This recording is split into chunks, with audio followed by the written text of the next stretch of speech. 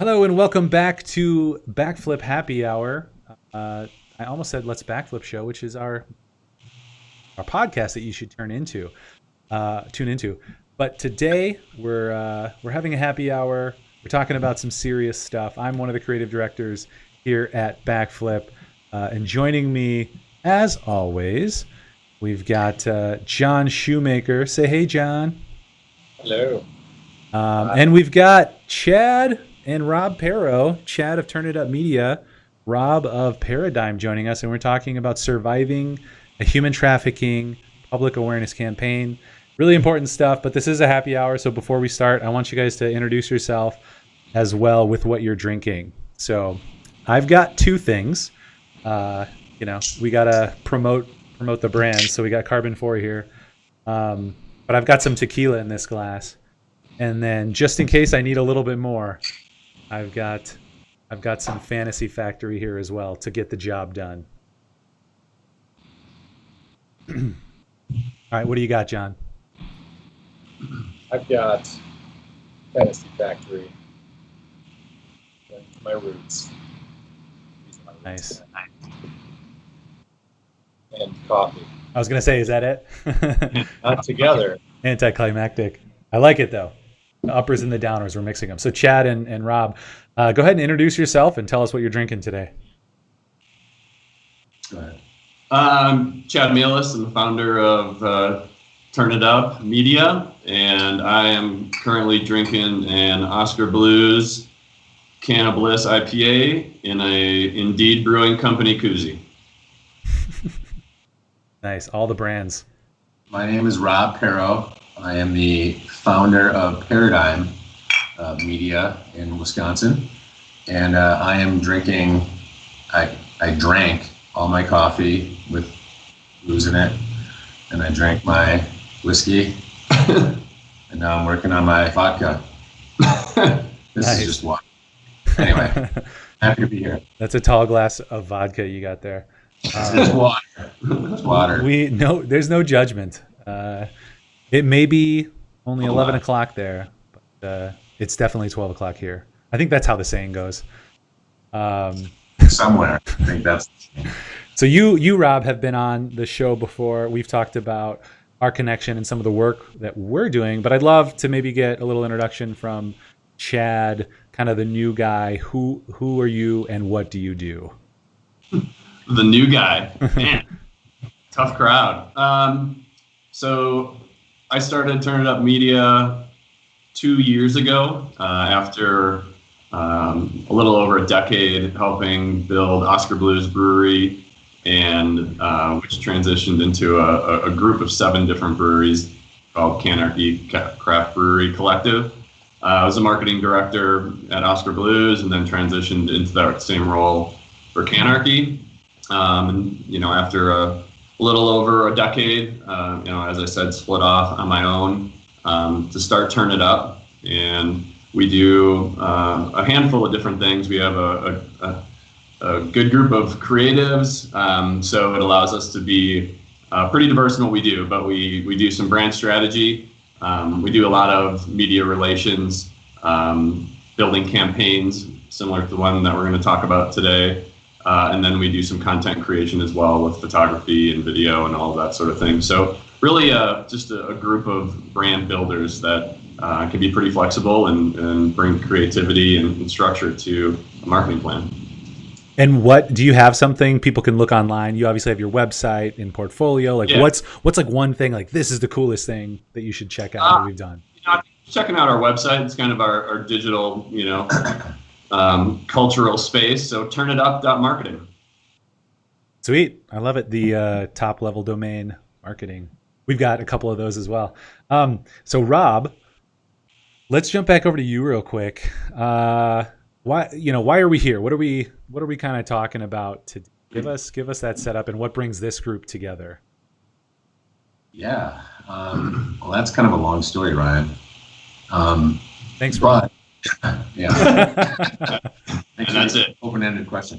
You're nothing if not formal. So I think it's really interesting that we're all here doing this, and this all kind of started about a year or so ago when we were approached about doing this public awareness campaign, and I basically had to put a team together. So you're kind of looking at the all-stars of the team right here, and knowing that I wanted to round this out with people that would be engaged, and we're really going to do what we needed to do, which was outreach, which was raising awareness and finding ways to collectively do that in the best way for the state of Minnesota, which is not a state that any of us live in. So that's kind of an interesting aspect of this campaign. But yeah, so that's kind of why we're all here, is because I put this team together and we're working on some really heavy stuff.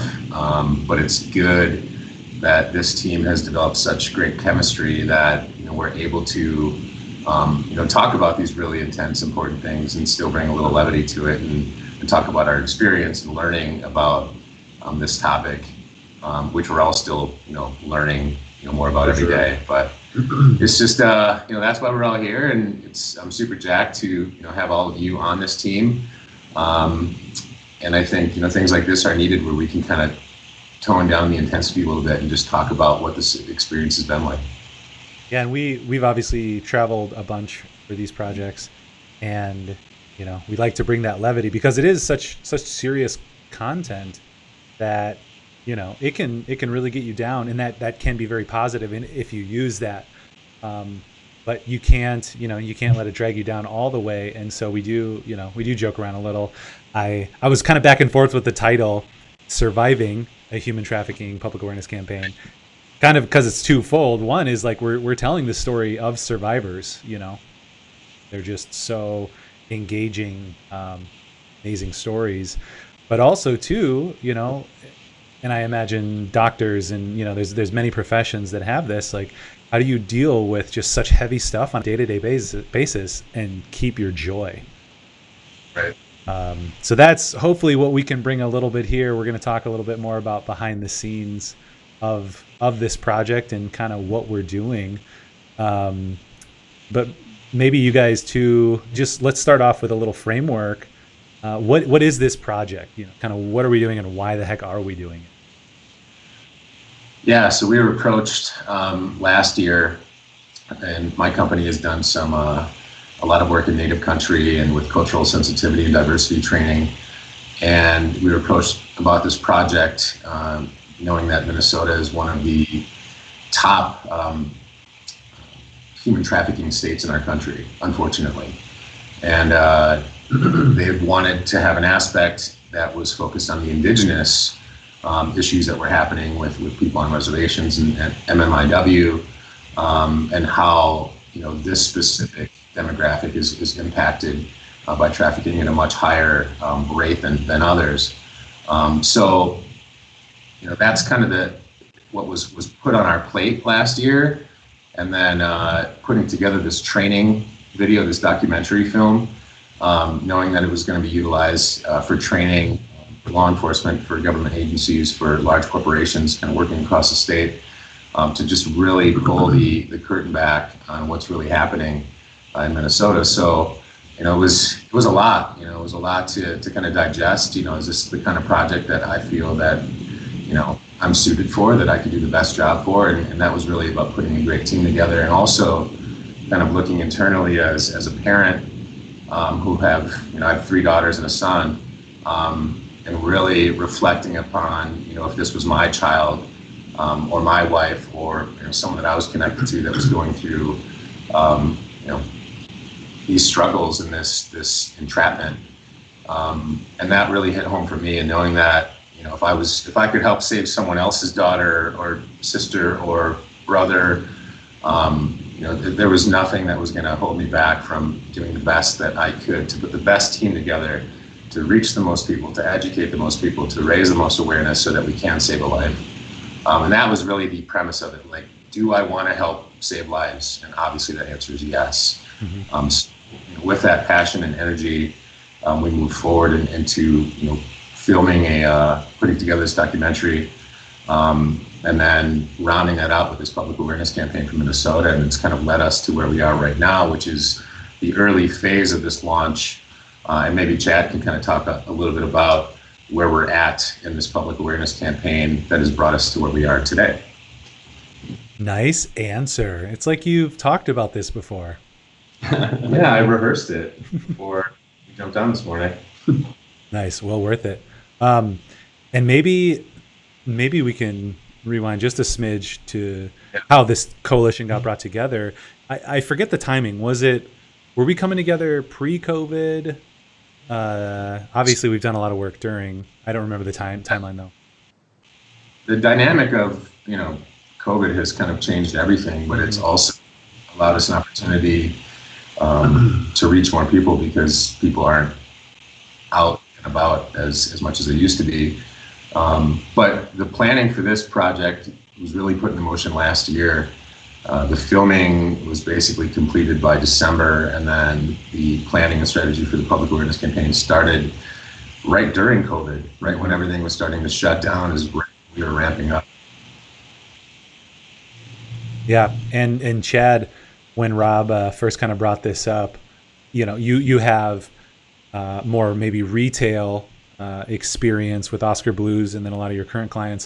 What was that like when Rob's like, hey, I got this, public awareness campaign, and I think your team is, the right team for this promotion? Like, what was that like? Were you like, what the heck are you talking about? What is this human trafficking stuff? Yeah, well, first I had to educate myself on what human trafficking is. It's not a super widely talked about topic.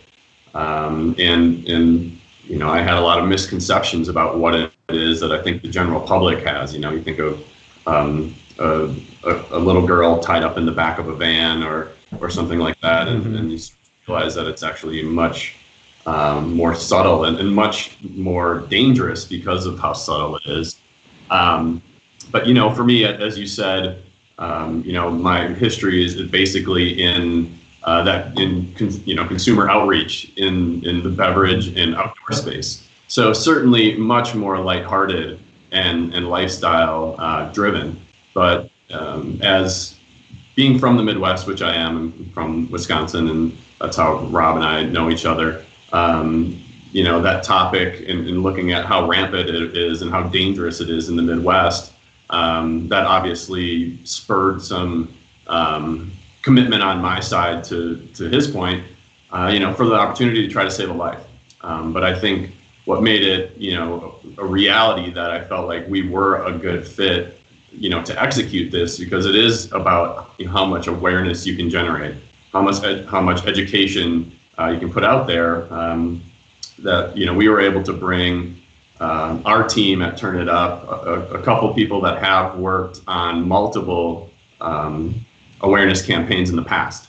I personally, have not, and I'm helping provide structure to the project and work with, the BCA and trust to make sure that we're checking all the boxes that they need for support, because that's really, what a big part of this goal is to support those efforts. So that's my role, other than bringing together that team that I felt like had a good amount of experience and a ton of talent in putting together a campaign that was super impactful, was very intentional with its messaging and developing a strong call to action once we have done a lot of the education piece. So I also my process. I feel remiss as well. We should mention that you can go to yourcallmn.org to see kind of some of the first pieces of the campaign that we've all developed together, and to get signed up to help the fight. I know personally for me, like you're saying, Chad, you had kind of an awareness, but it was like, it's like a little girl locked up in the back of a car or something, but it's much more subtle. And I've been going through several of the interviews that we've already used in the piece for their own vignettes recently. And I'm amazed, astounded, shocked again at how subtle and sneaky it is, and how important it is to talk about it in, perhaps this way, but also in the way that we are in the campaign, because I think we have some language somewhere, if you can't help but stand up and do something. There's some crazy stories, but like, what has that been like for you, Chad? Kind of like drinking from the water hose. We've been working on it a little bit longer, and we talked about it maybe at the last happy hour that we had with the Paradigm folk. But yeah, you hear the story, you watch the film, and there's that famous story about that young 4-year-old girl who came like running down the street, and the police found her, and she had been like raped, repetitively. And we have Christine Stark, who talks about being groomed for pornography and prostitution from the age she was a toddler. And like, I think, we all have families, and most of us have kids. I don't know. Do you have kids? But yeah, you think about that. Like, if it was my kid, like, I think all of us, like, for me, it makes me angry, right? I want to go kicking and screaming and stop this. But like, what's that experience been like for you? It's been super intense, to your point about family. We get up in the morning, and I have a 2-year-old, and she's super cute and innocent, and spend those first couple hours of the day getting her ready and just spending time together, and then grab that mug of coffee and go sit down at the desk and cover an edit that you guys made that just is immediately super dark and just devastating, honestly. So to have that as a way that you start your day or spend your day, it's real, it's really intense. And again, the more you pay attention to it, the wider the depth of the problem becomes. There are a lot of it, as we talked about, the subtlety. There are a lot of victims that are not even aware how controlled they are.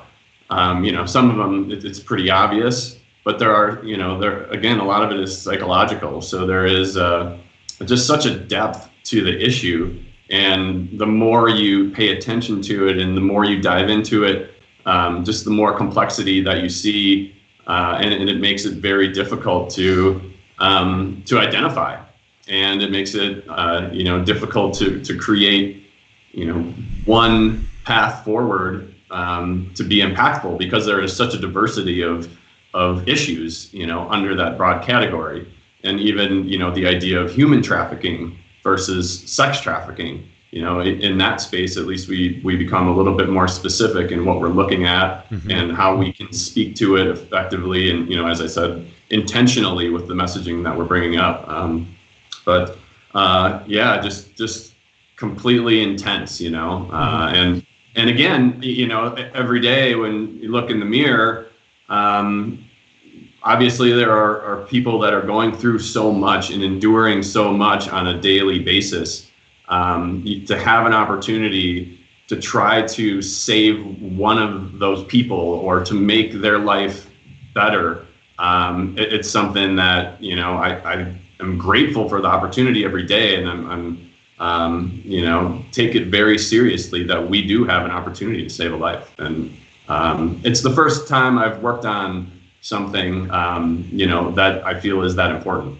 A lot of it's been lifestyle and fun, outdoors, social brands. It's a new opportunity. I think a lot of the stuff that we work on collectively, is for ROI, is for branding purposes, and like there's a return on investment, what companies are looking for when they do a video or a website or, a logo or a rebrand or whatever. This is different. This hits home. It hurts your heart when you read these articles. And I think what our job is to showcase these stories in a way where people can start feeling comfortable about having these difficult conversations and just talking about it. It's not an easy thing to talk about, and when you look at your little kid or your daughter or your son, and you're just making them cereal in the morning, and you realize like somewhere else at that moment, that's not happening for that 4-year-old in another situation where it's, it's controlled and it's ugly, and horrible things are happening. So I think maintaining that perspective is what makes me so motivated to do the best job that I can possibly do on the most important project I've ever worked on in my life. And I know that it's probably echoed for all you guys too. Once in a while, you get a project that just changes you. So this is kind of one of those deals for me. Totally. Yeah, man. And thinking too, just like you're saying with our kids, you had a kid just go off to college, which is, super everything, all the emotions, right? Scary. And we used her and your other daughter to do kind of different stylized shoots, to show, I don't know, just maybe more humanity, to help maybe bring some humanity to somebody and the situation that they're in. But like, I was watching some of this stuff yesterday, and I was just thinking about that. I was like, oh my gosh, that's so terrifying. I don't want to, make you scared or anything. You're probably scared enough. But your daughter's going off to, daughter's going off to school, or one of our kids, they're starting a new club and they're hanging out with different people. And these are the stories that we hear about how people get into it, at the ages of like 12, 13, or 14. So I was just thinking about that too, and like my own children as well. Like, oh my gosh, like, people who end up in sex trafficking or human trafficking, we're told that they come from all different walks of life, from affluent to poor, and various like, parent situations, and it's kind of all across the board. And that's, that's scary, because like with your kids, any of these terrible things could happen to any of our kids, right? And it's so personal. Like when I was watching through some of it yesterday, I was just thinking about that. So yeah, man. I mean, sending a kid off to college, obviously that is now you're like pushing them into adulthood, and they're going to be independent, and you just hope that you did a good job raising them and empowering them to, make good decisions and be vigilant and aware of their surroundings. And definitely getting my kids involved in this project. I was a little leery about doing it initially, but having that conversation with, my older daughters who understand, what this topic is, allowed them, I think, more ease in talking to some of their friends about this, and really just kind of organically having that conversation, and ultimately making their friends and peers more aware that these things do happen, even in the suburbs, even in small towns, just off of reservations where everyone thinks this happens in big cities, or it's more metro based, and it's not. So, just the fact that my kids were involved was heavy, but I feel really proud that they were, involved, and now they're aware, and now they're comfortable having those conversations, and definitely have, they're just more aware of their surroundings now, just in general, which I think, those conversations between parent and child should happen earlier. We've talked about that, some of the interviews we've done previously, and Kelly, the task force commander for Trust, having those conversations, with your children about this topic, and specifically with social media in regards to how kids are kind of pulled into these situations.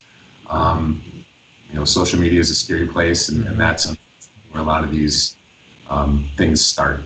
But yeah, and getting my kids involved was real, and watching those videos and seeing them in it, it's emotional, and hopefully, when anyone's watching these, they're seeing their own kid, they're seeing someone that they know, and they're empathizing, and then they're obviously taking some of the tactics that we're putting out there, and they're implementing those, and just becoming more observant and aware and vigilant about the people that are in their lives, and the people that are in the community, and being protective of those people.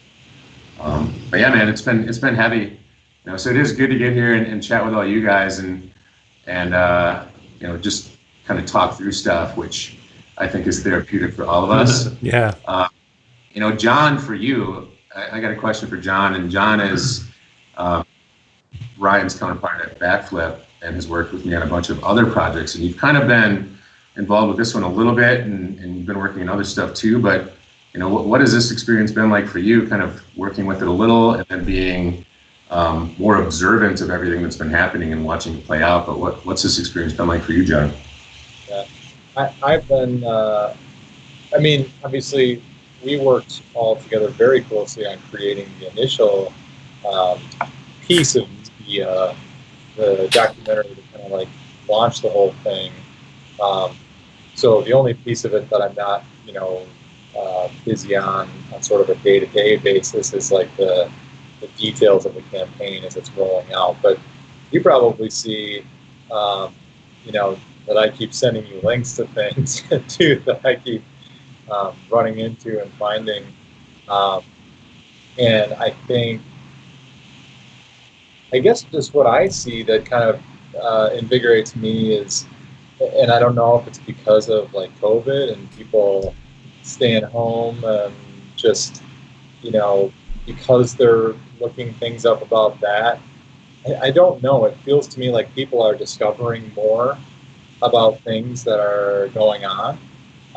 So maybe that's like a silver lining to a pandemic, is it just makes people sit there and think about things and read things that they don't usually take the time for because we're busy with other things. And so that's been, getting me fired up, is just like, okay, I feel like people are discovering a little bit more about what's going on. And I've probably mentioned this in several other live streams that we've done already, but it's just such a good like little quote. A friend of ours shared it. I think it's originally from a writer, author named Stephen Covey, about not letting your sphere of concern grow too much bigger than your sphere of influence.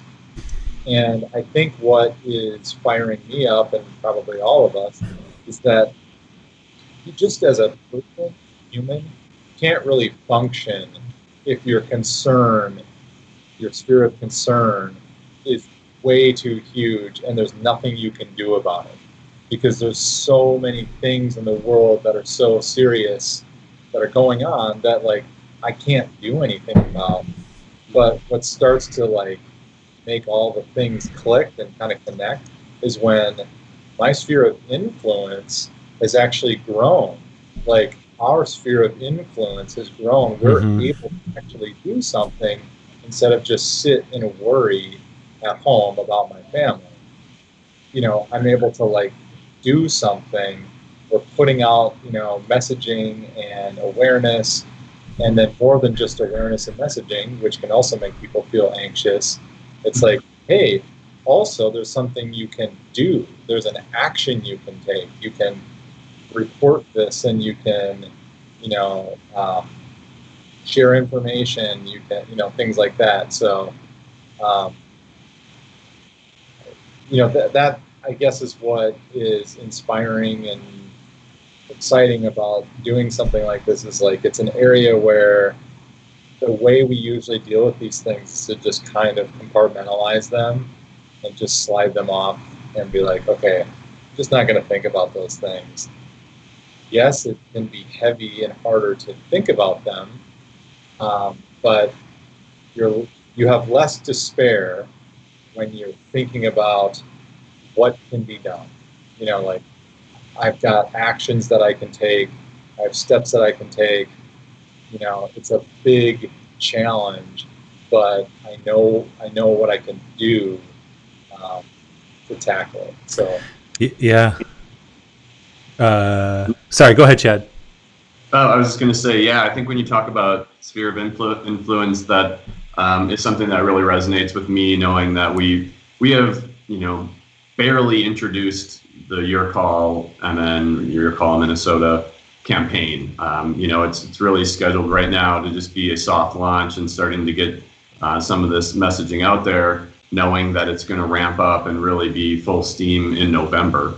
And so we have a lot of work to do, but talking about that sphere of influence, understanding getting education and awareness out there, and then providing resources and call to action that can, put you in a position to make an impact, I think is important, and something that is resonating with me, and that I feel, good about what we're going to be able to put out in the next, couple months as we start to really get this thing up and running, and try to affect that sphere of influence as much as we can.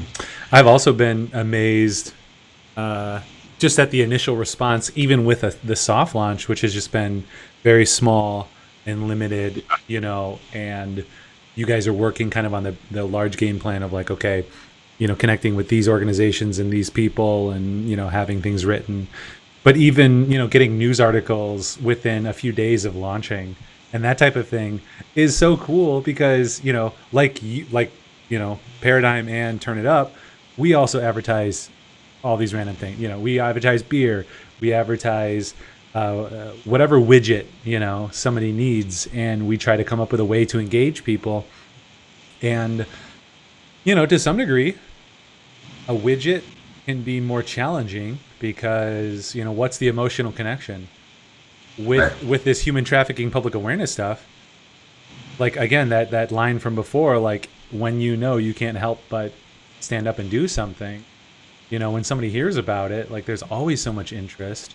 And that idea of that sphere of influence that we're talking about, the digital age, we're getting so old, but like, I mean, this thing we're doing now, right? Yeah. We hang out and we talk, and this is like a normal conversation for us, but now other people can see it, and looks like we got like 10 people right now, but typically what happens with these is afterwards people watch some and we'll get like 1,000 views, I'm assuming this is going to get a ton more because of the content. But people really want to engage in this because they see the need, and hopefully we can show, here's how you can help. Because if you can't do anything, you're just going to get sad and die. You just roll over and you're like, I guess I can't do anything, so I'm going to roll over. But, human trafficking is something, and maybe more narrowly sex trafficking is something that is everywhere.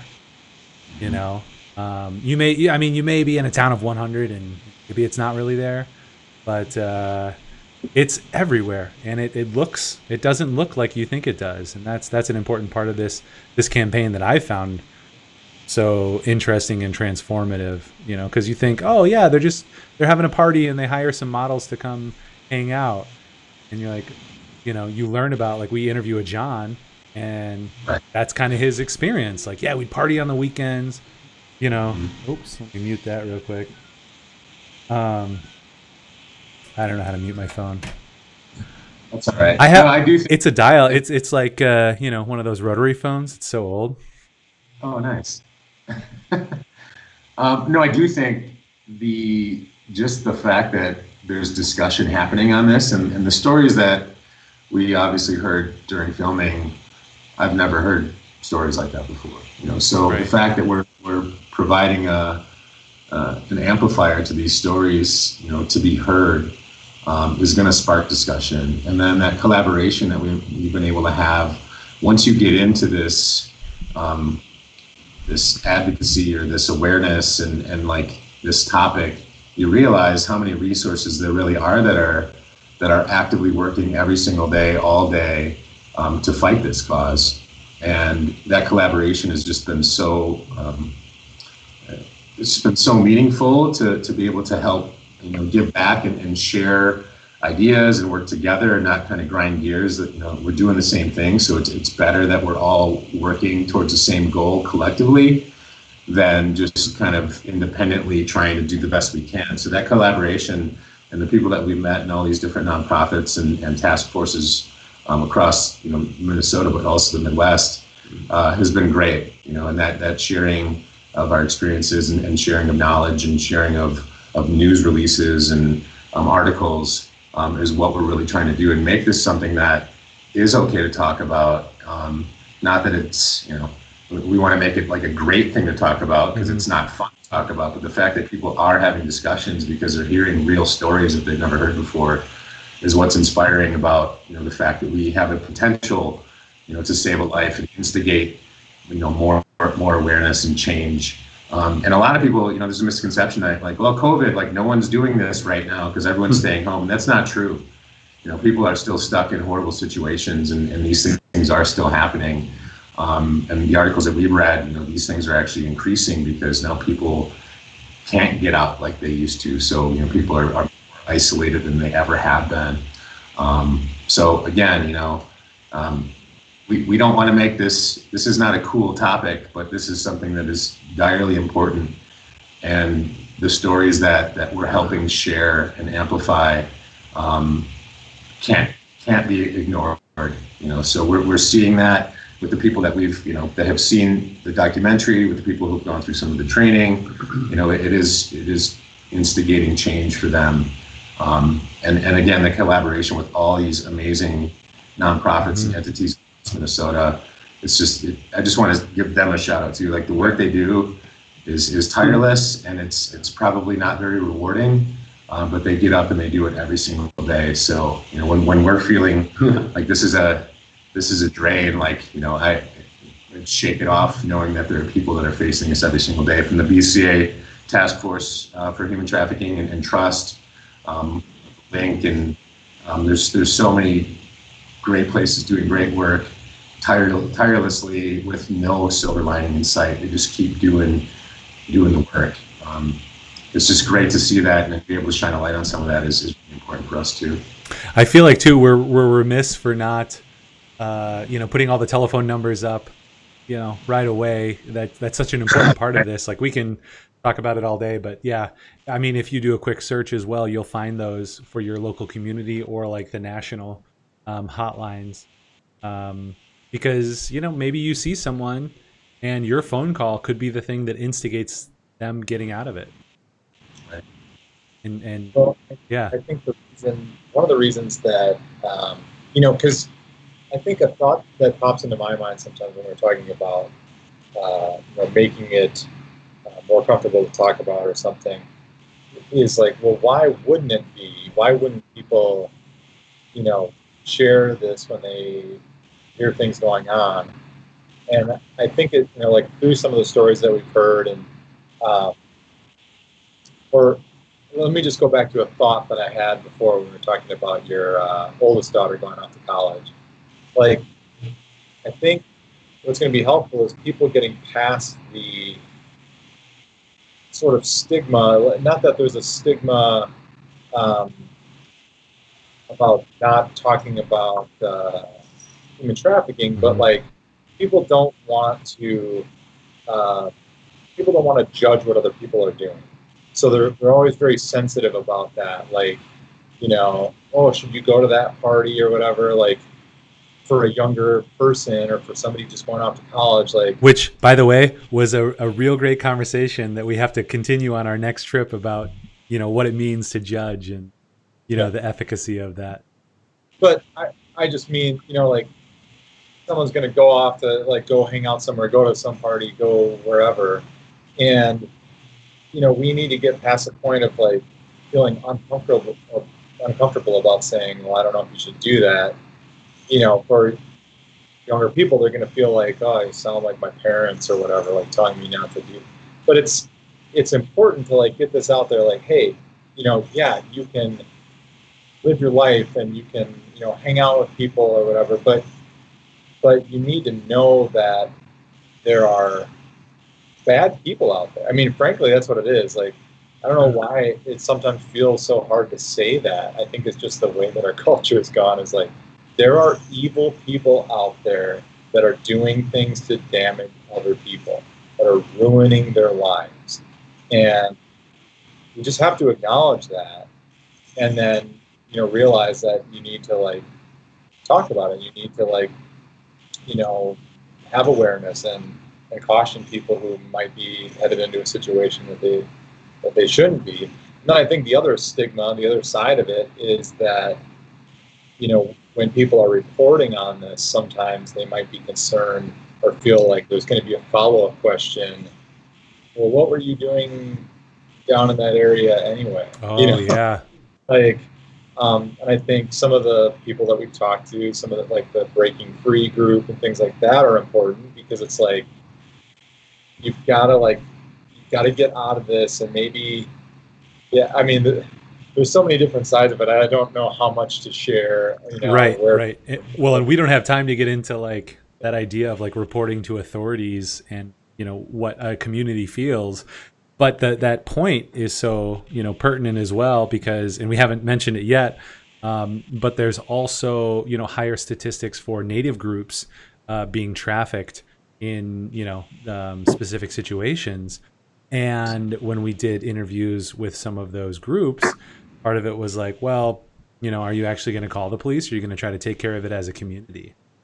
And that's one of those questions that we're trying to figure out how you answer and how you save people, right? With the Native groups we talk to, there's historical trauma and historical feelings about the police. Well, if somebody goes missing, the people you got to call are the police, or the BCA, which is run by the police, or so how do you sort through that? That's like some of the difficult things that we're doing. Like, how do we encourage people to overcome, or like I mean, part of it's through education, but this is basically like just all these questions we're exploring. I don't know, Rob, if you have specific thoughts on that, but it's one of those things we're trying to figure out. And as we are collecting data and putting out statistics and understanding that there's reform that has to happen on the law enforcement side too, and that they're aware of that they need to do a better job of documenting these situations so that we do have more accurate data. And then just that kind of disconnect of that maybe a little distrust between people on the reservation and calling law enforcement, and potentially being judged as some stereotypes in regards to, well, is she just on a bender again, or is she with her her abusive boyfriend again, or whatever that may be, and not to pigeonhole it into a female, but unfortunately there's a lot of stereotypes that happen on reservations where there's a bit of a distrust in regards to calling law enforcement, because they feel like they might get in trouble for something else, or that nothing would be done about it because they don't feel that their equity as a human being is at the same level as someone else. And that's just real talk that we've heard from the people that we've interviewed. So how do we get better at that? And I think that's what is exciting for me, is knowing that a task force like Trust, Tribes United Against Sex Trafficking, and the BCA are aware of that and are purposely working on advancing their own internal training to better document these situations and to be more aware and cognizant of what life is like on or around a reservation for a people that are trafficked at a much higher rate. So these things. Go ahead, John. That's a common thread too, right, Rob? Like, because I think the feeling of being less than, or being valued less than, is what a lot of victims have, that kind of like pulls them into this, or is the reason that they're targeted. And if you've got an entire population or a whole community reservation that feels that, then the instance of this occurring is going to be higher, just because they're not receiving the dignity that they should be afforded as people. And so that's just really, any victim kind of falls into that. And again, you've got a whole community at that level, that's going to be a problem. Yeah, I think this year specifically, it's everything is very, very sensitive. He says with a smirk. COVID, everything that happened this year, no one has ever gone through what we've gone through before. This is, I hate saying it all, but it's unprecedented. But what it has also done is, as you said, John, people are spending more time online, fact-checking information they're reading, doing more research into topics where maybe they didn't have enough time to look at that stuff before because they were out and about and going to their job instead of doing stuff virtually or whatever. But race, social inequity, communicating with people, all these things are evolving, every moment, every day, we're learning how to do things differently. So specifically in regards to that social inequity piece, now is the time, and we feel like we are in a good position where people are receptive to the information that we're trying to share, not just in regards to sex trafficking, but also, the native aspect of things as well, and shining a light on that more heavily. But yeah, I mean, people's eyes are open, I feel, and they are much more receptive and ready to digest new information. There's a lot of banter out there, and I think if people listen a little bit more, and that's, again, part of what we're trying to do is to have, hopefully people listen to what we're trying to share, and just stop talking for a second and just listen. You just retain so much more of what that discussion could be, and put it in a better direction of where it could go. So you're actually hearing what people are saying instead of just like waiting to say what you believe is the right thing to say at this point because of your experience. But listening to the experiences of the people that we've talked to, I think is key. So our goal with this campaign is obviously to get people to pay attention and listen, but then in turn pivot and actually start organically having more discussion with it. And really, I mean, the situation we're in 2020, it's prime for that. I mean, this is what people are really sitting around waiting for the next thing to happen. Well, let's find something constructive that they can do and implement and help, do things in their everyday life, and just being more aware. And you can save a life by you don't have to go out and like look in the streets and like find issues. But if you're like more aware and you're actually educating yourself, like that's real change. And people are basically sitting on their hands right now waiting for that. Hopefully we can be an instigator for that as well. Yeah, and that, sorry. Yeah, that makes me think of one of the interviews that we had with a woman who had been trafficked and used in pornography and for prostitution, since she said she was the age of a toddler, or being groomed for it. But one thing that she said that still sticks in my mind and kind of goes with what you're saying, Rob, is like, to these women, like, you are strong. And part of that is like, you are valuable. You have worth, and not necessarily saying, go do this, go live here, here's some money, go, you're fine. But actually meeting them where they're at and talking to them and having a conversation and trying to help them with what they're willing to receive. And that, that just you are strong kind of idea has always stuck out in my mind. And she talks about her own experience where she's like, I don't know if I'm going to go to bed and I'm going to wake up tomorrow. I don't know if I'm going to die tonight, and the strength that it takes to live through something like that is humongous. And so, we need to acknowledge that and meet people where they're at. And that's just such a clear example of that from all this work that we've been doing.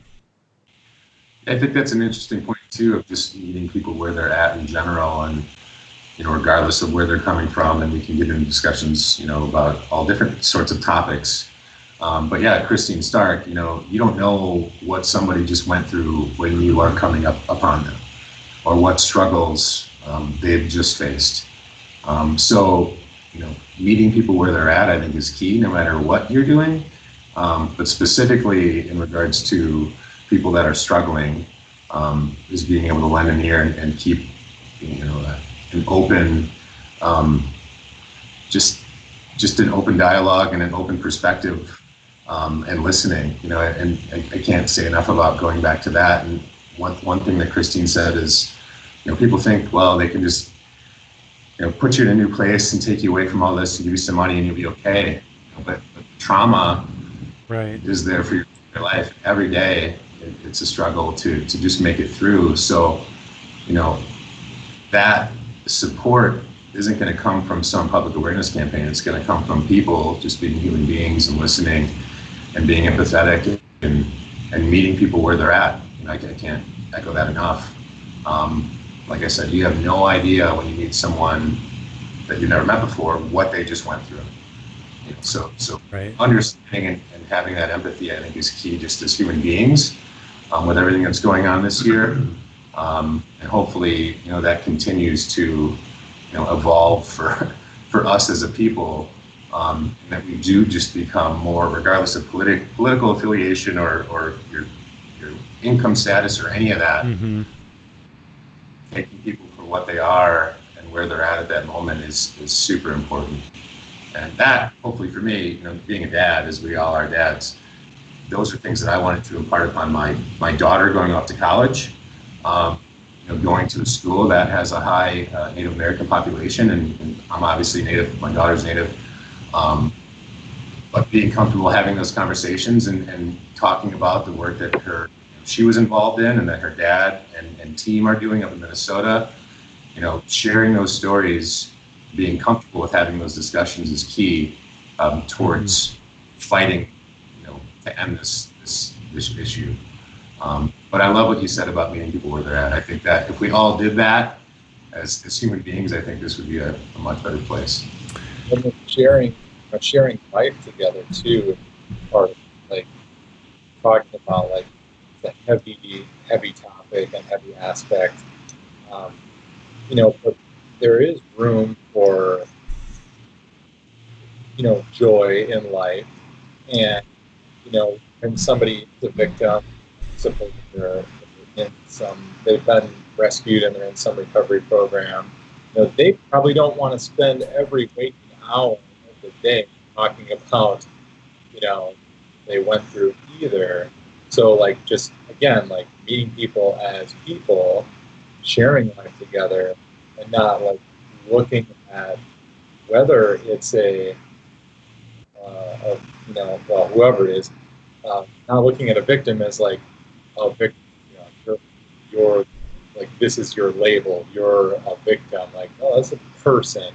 They went through some hard stuff, and they need to like connect with other people and receive help as needed. But just, I think it might have been in our talk with you and Brent, Rob, where we talked about the like higher highs and lower lows. Like when you got like really tough stuff to work on, you're just engaging with life more. You're engaging with the hard times and the bad stuff, and it takes you lower. But then when you're like hanging around, people and joking around and having fun, like highs can be higher because you're just connecting with people and living life. Yeah, and I want to bring Chad into this too. Just thinking kind of organizationally with your team as well. Like, you're experiencing all this. Need water. Goodbye forever, Rob. You're facilitating creative. You're working with your team on creative, but what has that been like for you? Just dealing with these, because I know there's multiple purposes for this campaign. Some of it is, to raise awareness for, your average Joe, for us, in order to help us be able to protect people. But then there's also a message to Johns, which is the term for sex buyers, in this case, sex trafficking. When you're thinking about creative and stuff, like, what's that like? Like, okay, how do I reach a sex buyer? How do I educate someone to, call the police that, hey, this person at this hotel, because that's our ROI. Like Rob mentioned earlier, is if somebody, if we can save one person, that's a huge, that's a huge ROI on this. So if we can get one person to say, hey, the situation looks sketchy, and something good comes from it, or we stop a John from buying, what is that like? Try to like market that. Yeah, I would say that's been, our initial challenge is that because of the complexity of the issue, and the approach of how to stop it, is very different depending upon trying to lend a hand to a victim, trying to, create awareness for the clerk at Walmart that might see something, or trying to stop a John from taking those actions when he looks around and sees his buddies or whatever. So knowing, we really just had to define, the opportunity, which is, to stop sex trafficking in Minnesota and create that awareness. So we, because it is a statewide campaign, we really focused, and you'll see this as the campaign comes out more later, but we focused on a statewide pride, knowing that all of Minnesota is affected by this. They all can play a role in hopefully finding a solution. So really, we came up with the tagline, "Our state, their lives, your call." So regardless of who you're speaking to, we really tried to drum up state pride. And we used examples of visually of the state. We used examples of some of the success that Minnesota has had as a state, and really try to draw on that state pride. And then once we get them engaged in feeling that sense of pride, we change the narrative just a little bit and say, the cost is their lives, these people that are being hurt and being taken advantage of. So we use that dichotomy of pride and then the painfulness of like, this is happening in our state. Mm-hmm. And then we try to take them into that next part of the journey, which is, hey, this is your call. If we let this continue, it's going to continue. But if you are cognizant of what's happening and you have these conversations and then you report something that you feel like is not appropriate, that we can collectively, make an impact in helping people and saving lives and doing all that. So we really broke it down into some of the basics that we felt like were a collective of the state, and started there. So, I do like the way that the progression came to fruition. I think, our team, Melissa and Carrie and Dave, did a great job of being very intentional and very careful about how that approach came to life. And I really do like it, our state, their lives, mm-hmm. And that ties into whether you're making a phone call or you're just, making the call to ignore it. Like either way, you're playing a role. So that's how we approach it.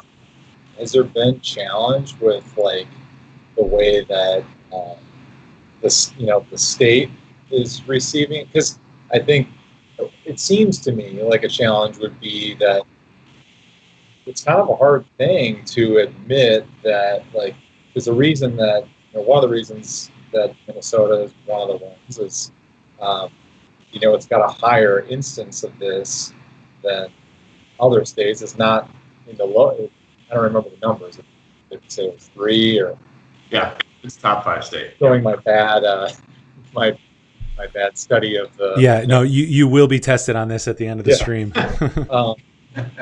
But, so like people have a tendency, we just all have sort of done this, is like we have a tendency to try to hide the bad parts and then, just say that we're better than we are, instead of recognizing strength as the humility to share what the problems are. Share weakness. Address them.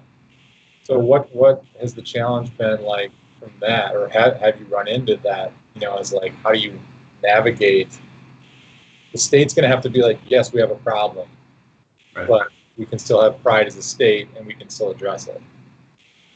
Yeah, I think that's, obviously we're in the very early stages of this. And if you go to the website, it's right now mostly a landing page. And we obviously have a lot of work to do between now and November and providing a lot of those resources and gaining feedback. But I think, again, just focusing on a lot of the positives that are happening, in Minnesota, and the Minnesotan pride is a way to get a very positive emotional investment, and we start there, and then we do point out some of the things that they may not like, but it is a fact that it is happening, and when we hope that pride and that emotional investment will carry through to taking ownership of that, and then putting themselves in a position to be able to act. So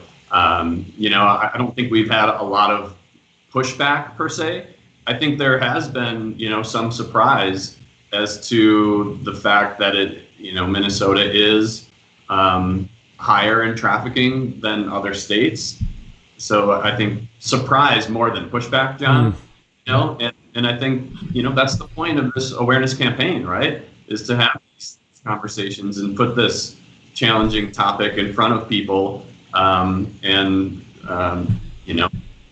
the pushback is still, the potential for pushback is still engagement, and I think there is some Right. emotional investment in that, and that's what we're trying to evoke. And you're kind of having to guide people through, like if I found out something was going on in my house, what would Right. my reaction to it be? Absolutely. You might feel tempted to try to hide it and be like, don't let anyone see that. Right. Especially if someone else tells you about it. Yeah, Right. exactly. Yeah. The other way is to react with hopefully pride, like pride for your home, and then turn around with intensity to say, get this out of here. Like this doesn't belong here. Mm-hmm. Yeah, and I think that emotional journey is something that we really took into consideration with the our state, their lives, your call. The onus at the end does come on to you, and whether you're willing to acknowledge it or not, I think you feel that you do have a sense of responsibility, regardless of whether you're willing to admit it or not.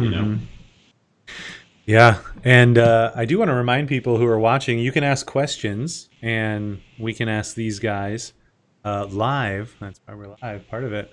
But also, John, your 10 or 11-year-old says, "Hi, Dad." So good thing we finished talking about the really crazy stuff, and we're talking about the easy stuff.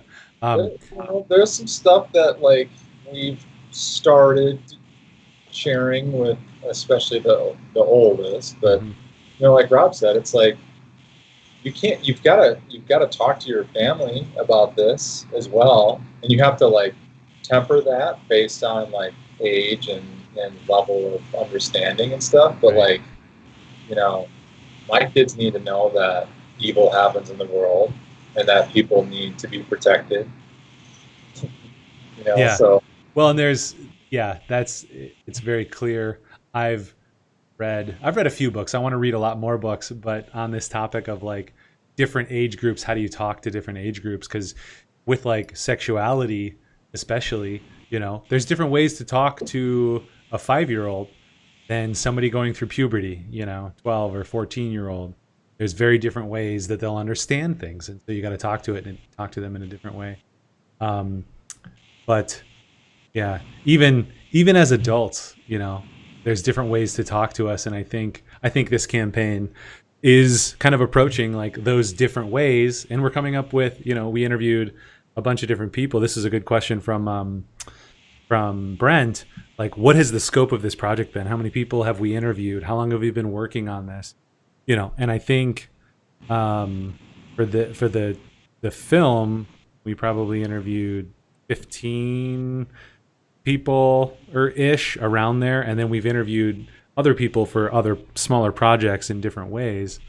But just the diversity of ways that each of them talk about it, I think we've talked about kind of in marketing this, are very important.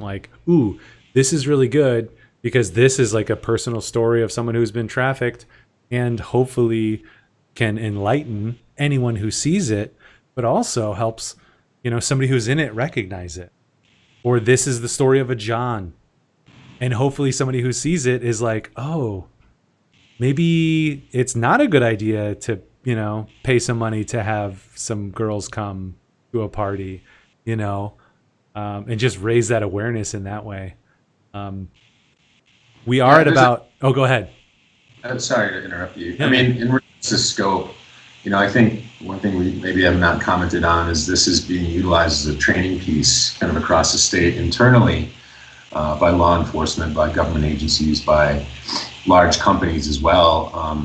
Enbridge being one that is supporting this and taking this on as training, knowing that man camps are something that I talked about quite a bit. Coming across routes of construction when basically like small villages of people of thousands of people move across the state working. That's where some of these things can kind of take place. So just knowing that there are entities out there that are being proactive about taking this on, and how could you not? How could you not and just turn a blind eye to this and say, no, our company's good. We don't need to have more training focused on this issue. Like, you just can't say that. And seeing that these entities are taking this and being proactive with this training only makes everybody more well-rounded, and again amplifies the voices that we're trying to share. These are stories that you're never going to hear unless you look to listen to them. So it's just great just to know that the state in general recognizes that there's an issue. That's why this is here. They're doing something about it. We get to be a catalyst for that, and everyone seems to be jumping on board, and we've had great reception with our soft launch so far. So it's all been good to see. Obviously, our number one goal is to save lives.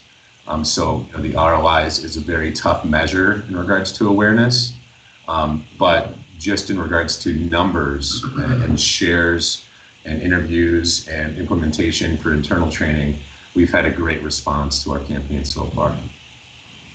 Yeah.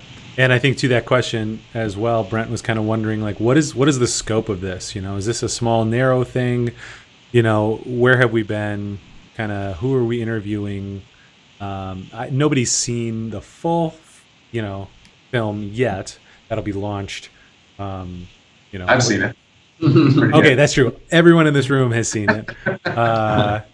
I just watched it again last night for some notes, and I was like, oh my gosh, so powerful. I can't wait to get it out. But yeah, is this a narrow thing? What's the diversity of people that we're talking to? Like, what's that? Everything that, I think we do has a timeline on it. Our campaign is going to run through the end of next year. And really, our goal is to get this ramped up so that we can hand it off to the likes of, the BCA and Trust, so that they continue, with their efforts. We're really here to help that launch. And, it's a large scope. I mean, it's a year and a half to a 2-year campaign with, some assets that will live on forever. So, I guess it's a large scope, Brett. That's all I can say.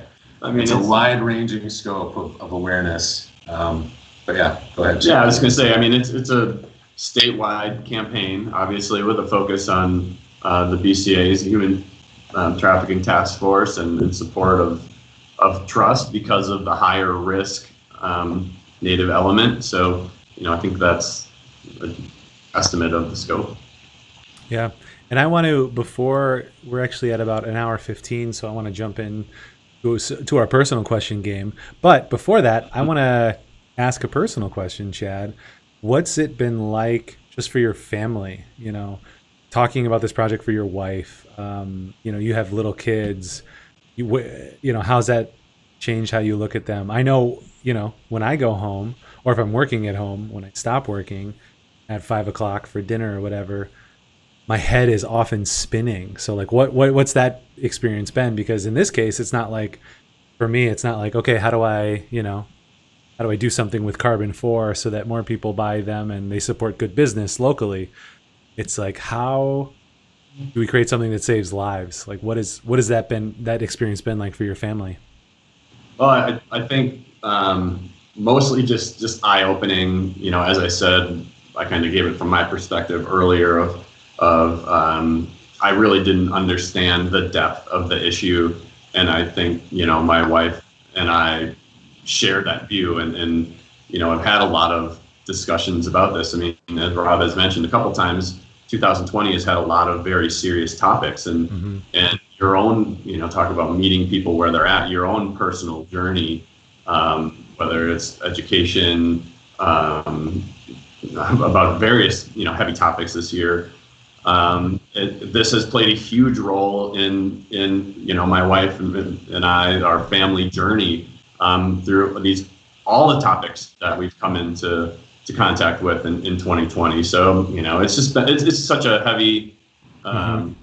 And so it's sparked our personal journey, and I think made us more aware and want to be better and want to learn more. So it's been part of that intense 2020 as a family, Seems like there would be a hope that, we all kind of have this personal story about working on this thing and learning more things has really fired me up and changed the way that I look at things in this way. The hope is that that came so quickly and so easily with us. Granted, we're working on it, but you would hope that once people see this information, see this stuff, see the film, the materials that are put out, that they would have the same kind of reaction. Just suddenly be like, whoa, didn't know all these things. Now I do. Now I'm going to make sure that I'm doing some things to help prevent this or report it. Yeah, and I think we just look in the mirror and have to realize how fortunate we are, and not feel guilty about it, but take action in helping others, basically. It's something, a space that I'm in right now, and I think my wife is the same. And again, just trying to continue to be better and know that we are fortunate and we are in a position to make a difference and to help and to be better. So that's been a big, outcome of this work, which is great. Yeah. Well, it's about that time. I gotta get a button that I can hit so we can maybe have some kids be like, 2 truths and a lie. I think it's so much fun. Or maybe I'll just have John do it, because that would be amazing. Just like that, though. I don't know if I introduced you at the beginning. John is also creative director here at Backflip. He did. Okay. We went so fast into the content, and then Rob was like, John, let me ask you a question as a good host. I was like, oh crap, I forgot to introduce John. But yeah, we're going to play 2 truths and a lie. So this is that game from grade school that you know and love, or if you didn't, you will know and love, where we share 3 different things. One of them is a truth, or 2 of them are truths and one of them is a lie. And it's the job of the rest of us to figure out which is the lie. Also, quick shout out to Sharon. She said thank you for your hard work and bringing awareness and education of human trafficking in our land. So awesome. Yeah.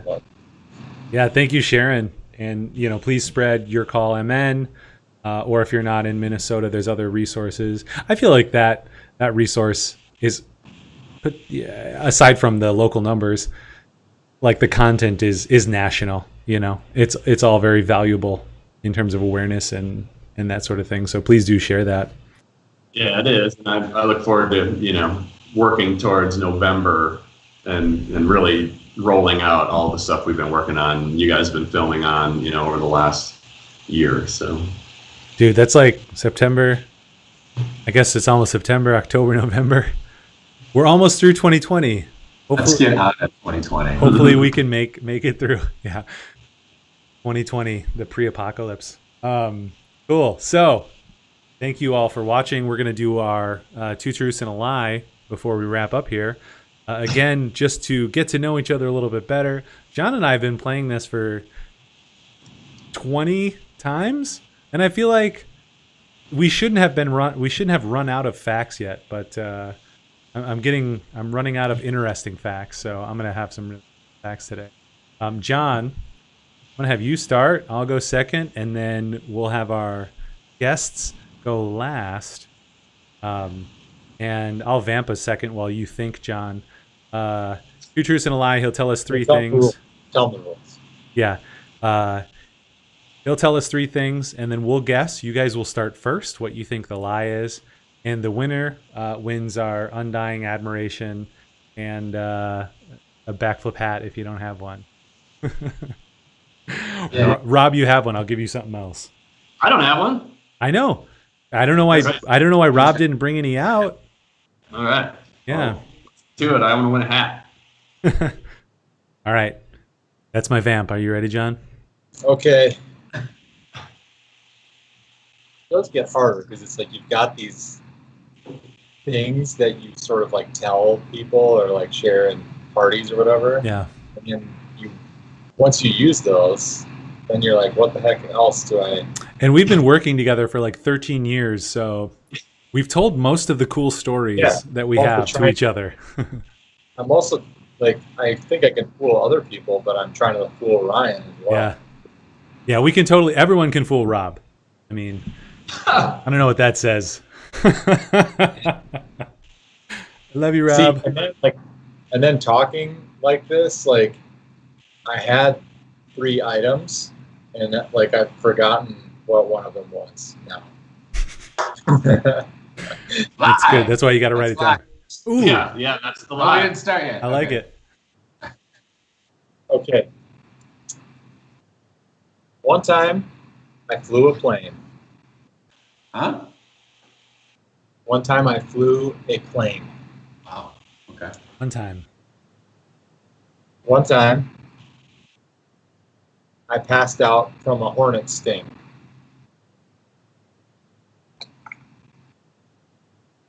And you have to end with one time. It's got to be consistent. One time I've never had surgery. One time I never had surgery. That's legit. I'll allow it. So good. Uh, Yeah, you guys go first. I never had surgery. I mean, What do you think's I the don't- lie? well, I don't even know if the last one is accurate. I mean, as a statement. So maybe that's Good amount of technicality. So what was it again? It was the beast. You passed out from a hornet sting. And he's flown a plane one time. You flew a plane, but that could be a paper airplane, right? That could be anything. Are you saying like a jet plane? Not a jet plane, like a light Like aircraft. a prop? Did it have a prop in the front? I don't know what it was called. Oh, look at that acting. It's just a plane. It was just the one time. All right, I'm gonna say that you never flew a plane. All right, that's your guess, Rob. What do you got, Chad? Oh, I'm going for the technicality. I'm going to say that one time you never had surgery. One time you never had surgery. All right, and then my guess, I don't have a great memory because we have talked about this before, broken bones and other things like that. I'm gonna go with never have had surgery because I feel like everybody needs a little surgery sometime. Everyone needs a little surgery. Just a little cut, chop, as we say. Do we say that? Okay, well, Rob, congratulations. Oh. Never flown a plane. I wasn't going to do a technicality of like a paper airplane. That would just be cheap. Which we have done before. Now, many people, including Ryan, primarily, Have cheated? have messed up this game a few times. I possibly messed up the game because I've never had Brent straight up cheated. Yeah, I've never had any major surgery. I've broken bones and things like that.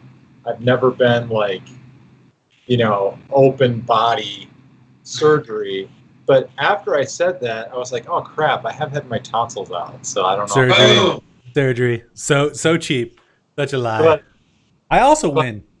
in terms of No, I catching the one that I thought was mine. Yeah, Chad wins. He's the only want my truthful hat. one. That's all I'm saying. So Rob and Chad both win.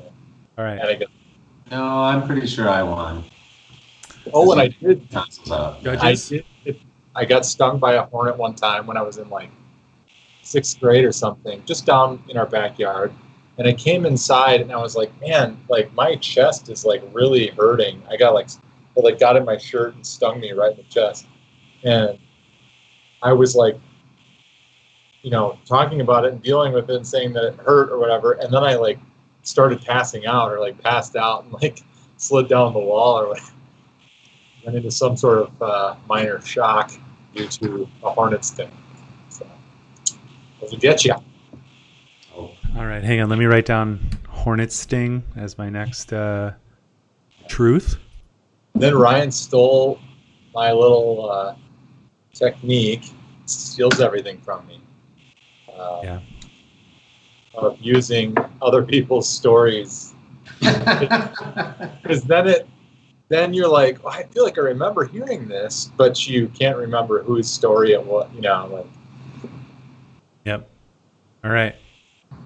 So, to start off as whose story is it?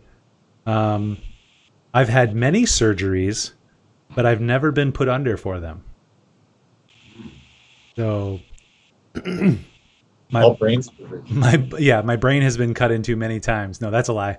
My body has been cut into many times, but I've never been put asleep. So let's see.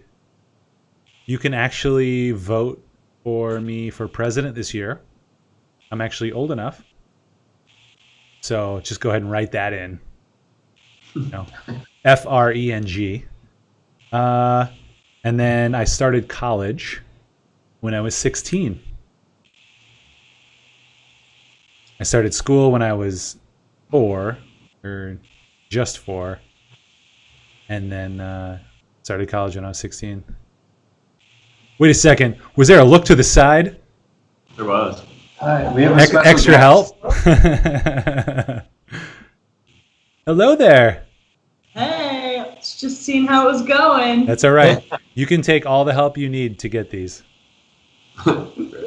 So, you went to college when you were 16. You've had surgeries, but you've never been put under. Mm-hmm. And what was the other one? You can vote for me for president this year. Because now you're old enough. I'm old enough. I'm going to say you're not old enough. What? Just because That's I shaved my face? You're a little doughy today. All right. Don't encourage him, Rob. He's already. I'm not going to eat anything today then. Just kidding. I'm going to eat all of it. Off the way. I think that I was correct on a technicality on the first one, dealing with surgery. So I'm going to stick with my topic of surgery. Surgery. And say have been put under for your surgeries. Oh. Because I'm on a hot streak, if that comes true. And Just to emphatically say that I did win the first round as well. You may get a hat even if you lose. To throw that out there. I'm going to say college one. Now, maybe this is a technicality. You could be like claiming AP courses or something as starting college. But I only know one person. I think Phil started, he might not have been 16. He was pretty dang young. Mm-hmm. You're definitely not smart enough to have started at 16. No way. There's no chance. The surgery one, I'm not sure, because I felt like I've heard funny stories of you talking under the influence of anesthesia, but you just do that all the time when you're sleeping. So It's true. That's my life. I'm going to go with the college one. College. All right. So you got college. Chad has the surgery one, and Rob age. So we have one of each. Correct. I hate to disappoint you, Rob. You can vote for me. I turned 36 this year. 36 years young. Let's see. In Chad, I'm sorry. I haven't been put under. It's always local, and then they cut into me and do crap. I won the first round. My sisters had all their wisdom teeth out, and I believe, and even my wife got put out. I didn't get put out. It kept me awake, and you just feel pressure and hear grinding and noise, and they're like jerking your face. I was awake the whole time. Never been put under. I started college when I was 17. I did start when I was 4, just because of the weird age on the East Coast, which was also weird going through college and like not being 16 until halfway through junior year. It was super weird. So, 18. no, I was 16 through halfway through junior year. High school? What did I say? Sorry. Yeah. High school. Uh-huh. Yeah. Sorry. I was talking about high school. I just made everyone Uber me around. At the time, we didn't call it Uber. We just called it, hey, give me a ride. So yeah, let's see. Who's won so far? John's got one. I have 1 point. Rob's got the other point. I have a point. All right. So who's up? Rob or Chad? Who's had the time to think about it? Who wants to go? I'll go. Okay, do it. Sorry to make you play this game. Ugh. You're in Colorado. You're like, I got like bicycling to do and climbing. I once flew in the bubble of a refueler jet. Sorry, the bubble? The back bottom bubble of a refueler jet that like refuels jet planes in air. I got to fly in that and like lay down in that bubble with a bunch of blankets.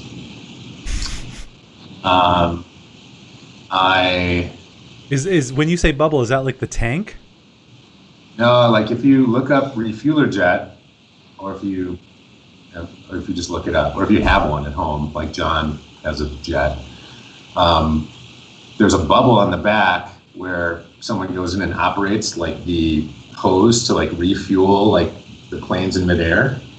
And I got to lay in that bubble with a bunch of blankets and eat a turkey sandwich. If it's not true, it's a really good lie. Yeah, That's such a long lie. I said refueler jet, and then just follow. I once had my eyebrows shaven off in college. Yeah, I 100% believe that. I believe it was probably a choice. After the Vanilla Ice look went bad. Oh my gosh. I had once tips. danced with an American Gladiator. I believe her name was Zap in Orlando at a dance club. Ooh. All right, so Chad, you're going last because you've known Rob the longest. Okay. Yeah, you have the greatest chance of knowing what the lie is. What do you got, John? I'm going to go eyebrows because of the detail on the other ones. Eyebrows. And you said her name was Zap? Zap. Sounds like a stupid name. Stupid. I'm going to go with that one. I think you're probably getting us on a technicality. Her name was probably like Ice or Boulder. Easy. So that's mine, American Gladiator. All right, what do you got, Chad? Sticking with the duration as a red flag and going with the jet. Yeah. All right, so Chad's got the jet, I've got the Gladiator, and John's got the third one, which I forget. Yeah. The eyebrows. Eyebrows, that's right. Yeah, so I did fly on a refueler jet when I was 11 years old. We had a spontaneous offer from my dad was in the Air Force and we were living in Germany. And he came home and he's like, hey, for like $50, we can all fly back straight to Milwaukee on a refueler jet. And we like packed up our stuff and got on a plane that night. Oh my And gosh. it was a refueler jet and it had like bunks that came down off the side and there was this big glass bubble in the back. And I got to sit in the up by the captain and put the headphones on and like we were just running around the plane and then me and some other kids were playing down in the refueler bubble, which was intense because if you moved all the blankets, you were just laying almost suspended in the middle of the sky. So that was true. Oh my gosh. Very cool. I don't even know what my other things that I said were. Oh I yeah, don't either, but I don't think you had a turkey sandwich on that. I did have a turkey sandwich. Technicality. We all had bagged lunches that were set up, and we just grabbed a bagged lunch, and it was a turkey effing I sandwich. didn't hear you say anything. You had a big sandwich I had a turkey sandwich in that bag. in the bag. In the bag. That The bag. bag. What else did I say? Eyebrows. What was- You had your eyebrows shaved at Oh, some yeah. point. So when I was in the Navy in Orlando, I did go to a dance club, and there was a bunch of the American Gladiators, which if you don't, I know you guys are pretty young. Oh You my don't gosh, remember. I love American Gladiators, and you guys should watch Ultimate Tag because it's almost the same thing. Really? Yeah. Rad. And there was like the biggest, strongest, blondest gladiator there, and her name was, I think it was Zap. And it might have been like Ice or Boulder, but I think it was Zap. And I had a few beers with my Navy buddies, and I was a pretty good dancer back in the day. So she ended up kind of coming up and not really asking me to dance, but more so like not social distancing with me, dancing next to me, and then we in turn ended up dancing together for a little bit. And it was great that I was able to do that because shortly thereafter I was told to leave that dance club. But that was a true story. I'll get into the reasons for that later. Nice. And the lie is that I never had my eyebrows shaved off, but my buddy Dylan did. So I stole that story from Dylan, and he looked weird as heck, and we couldn't figure out what was wrong with his face for about 10 minutes the next morning when we saw him. And then when we realized it was the funniest thing I've ever seen in my whole life, so it was great. But yeah, that never happened to me. Does Oh, this ring any bells? That's her, hey! There was a Zap. That it checks out. That was I did my research. Fact check. And you learned the John's trick. John's trick is to take somebody else's story and tell it as your own. Yes. So tricky. Dog, learn new tricks. All right. Well, we are at an hour and a half. I feel like even when we were at like hour and 20, we were just barely getting into it. So thank you guys for such a good conversation on this topic. And we'll definitely have more of these as the Chad has to JC continues. No. Chad. Let's go. No. Dude, I did this one other time. Yes. I'm the worst. We're at an hour and a half. I think we're good, you know. No, Chad all has right, to all right. go. Sorry. Chad, you have all the time in the world. I mean, I can keep it short. I'll say Rob will know mine because I'm not really trying to trick him. I will stay quiet. But I come from, first one is that I come from a long line of race car drivers, as you can tell. I have, All that paraphernalia in the background. number two is I have shared the stage with the hip hop band Arrested Development. And number three, I have shared the stage also with Jack White and the Rockin' Tours.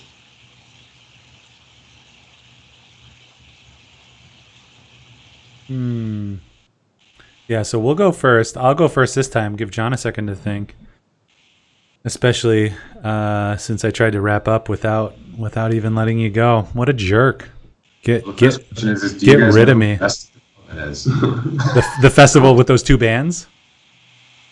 No, do you know who Arrested Development is? No, that's why I was saying like that sounds like a random thing such that Don't ask questions.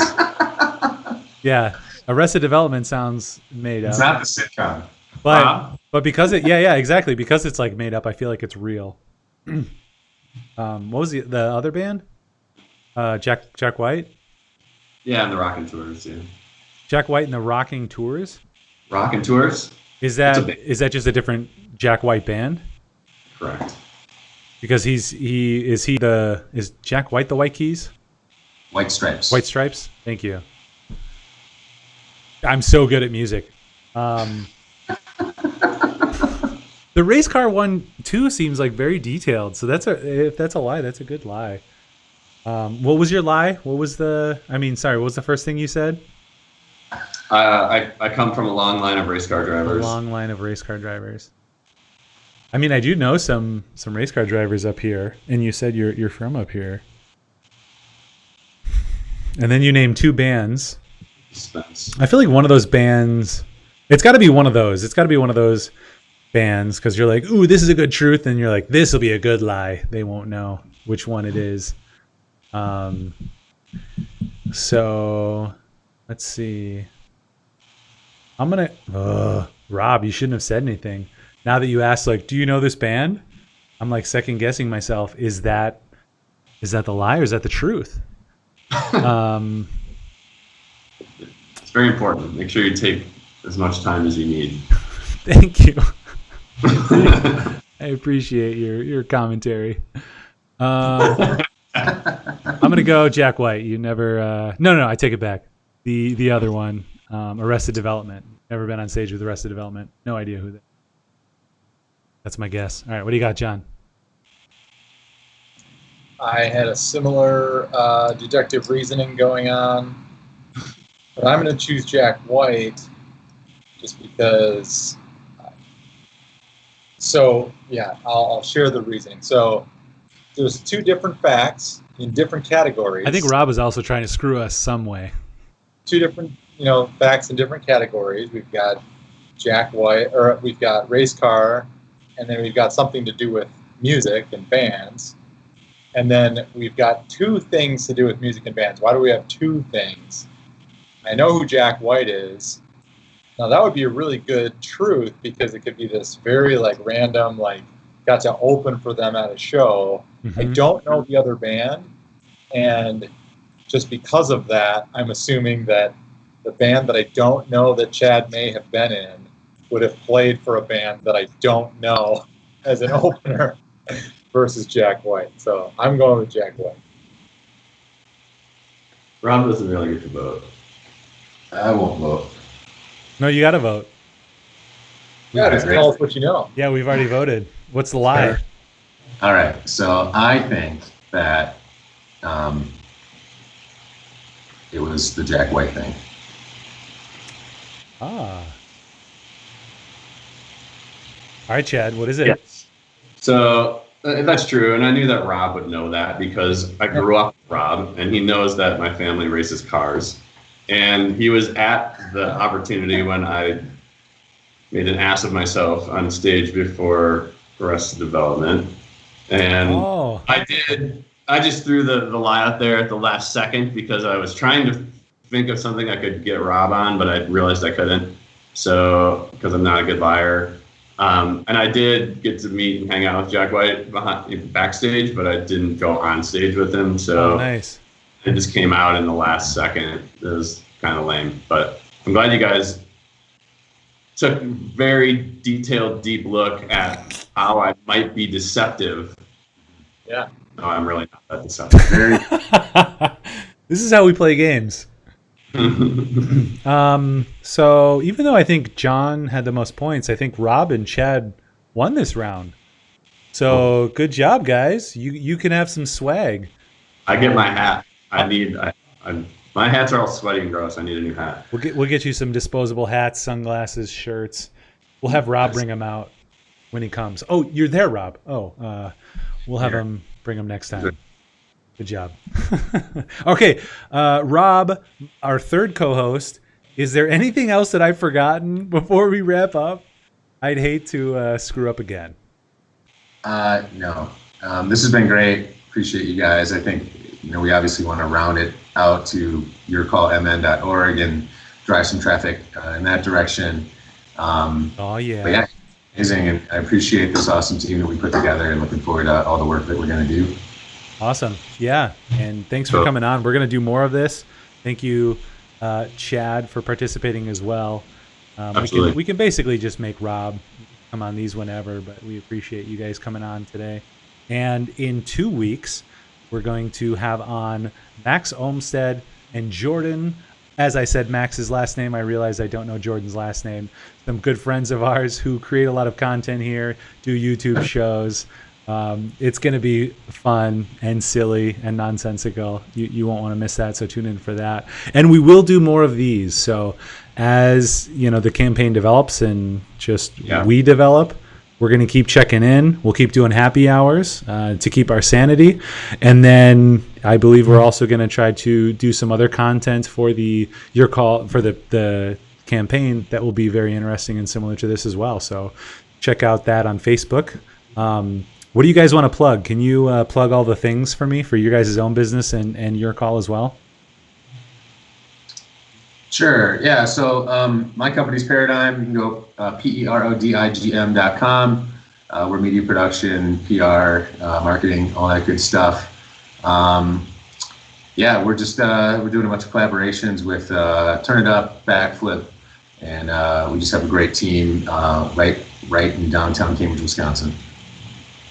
Cool. You can find us, as I said earlier, turnitup.marketing. You can get the lowdown there. But yeah, thanks for having us on, and look forward to continuing the conversation of Your Call MN. You can check that out at yourcallmn.org. Awesome. yourcallmn.org. And yeah, maybe we'll post all the links down below so everyone can click to it. So thanks again, guys. John, is there anything else? What do you want to say? Take us away, John. You take us away. There's always something else. That's it. Thanks, everyone. Bye.